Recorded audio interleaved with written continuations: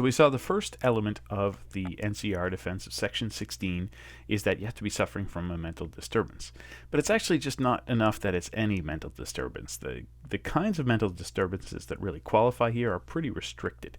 You have to prove that the mental disturbance is one that's going to be able to cause you to not understand what's going on. So it has to be a mental disturbance that the courts have decided is one that effectively disconnects your perception from reality.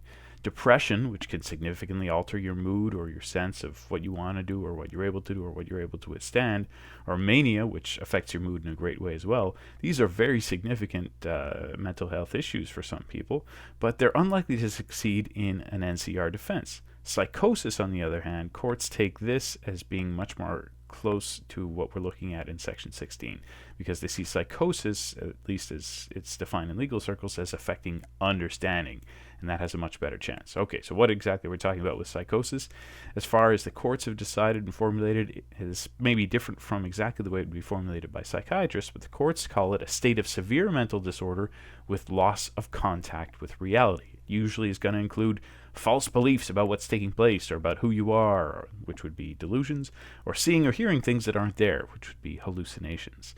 So psychotic essentially means having lost contact with reality. That, again, this is more of a legal definition than a medical one, but that's what the courts are looking for. Is this person somebody with psychosis?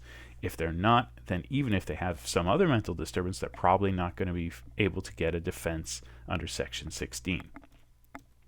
Now, this whole idea that there's some diseases that work for the NCR defense and others that don't can lead to what's called a battle of diagnoses. And a battle of diagnoses, and maybe it's not clear what that would be, the battle is between different psychiatrists. Like, you'll have a psychiatrist who's going to testify for the prosecution, who's going to say, my diagnosis of this guy is that he's just got very severe obsessive compulsive disorder. He hasn't lost contact with reality. He just feels very strongly pushed to do certain things, and that may have pushed him to do the crime he did, but that's not enough to qualify for the Section 16 defense. Then you'd have another psychiatrist on the other side for the defense who would come on and say, well, this guy actually, no, it's not that he has a very aggressive obsessive compulsive disorder, it's that he's got a psychosis, and that's what made him not understand what he was doing. That's why the crime he did should be protected under Section 16, and that he should benefit from a defense of being not criminally responsible.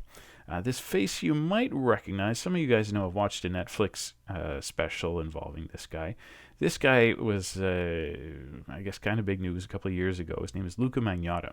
And in his case, what happened was that you had a number of psychiatrists testifying in the case. You had two psychiatrists that the Crown called. Both of them testified that they had met with Magnotta, they had interviewed him, and their professional psychiatric opinion was that he had borderline personality disorder, which again could be a very severe mental disorder, but it's not one that qualifies as psychotic. It doesn't affect your ability to understand. It just makes you act in ways that can often be very antisocial. On the other hand, the defense had three psychiatrists, so one more than what the Crown had, and their three psychiatrists all said that they had diagnosed him with paranoid psychosis. There's that magic word, psychosis. Okay, that's the green light. Maybe we can get an NCR defense for him. However, in addition to the two Crown psychiatrists and the three defense psychiatrists, the judge actually ordered her own psychiatrist. She had a court-appointed independent psychiatrist who went and interviewed him. Again, this psychiatrist testified that Magnotta had borderline personality disorder, and the jury ultimately at the end said, well, if we got these six psychiatrists, this battle of diagnoses going on, they sided with the doctors that said that he should not benefit from a defense under Section 16, and he was found guilty by the jury.